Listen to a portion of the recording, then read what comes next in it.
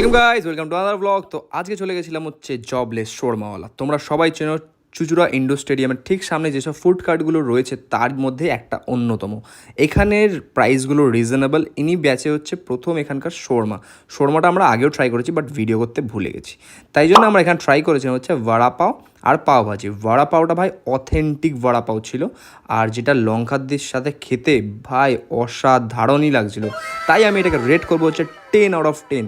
মানে আমি আগেও বড়া পাও খেয়েছি, বাট এখানকার বড়া পাওয়ের বড়ার টেস্টটা অসাধারণ। তাই জন্য আমার তো দারুণ লেগেছে। তোমরা এখানে নিশ্চয়ই ট্রাই করো। তারপরে আমরা এখানে অর্ডার দিয়েছিলাম হচ্ছে একটা পাও ভাজি। তো পাও ভাজিটা অসাধারণ খেতে ছিল, বাট আমার মনে হচ্ছে যে মশলার পরিমাণটা একটু বেশি হয়েছে। বাদ বাকি সব ঠিক আছে, ওয়েল অ্যান্ড গুড। তাই জন্য আমি এটাকে রেট করবো হচ্ছে 8/10।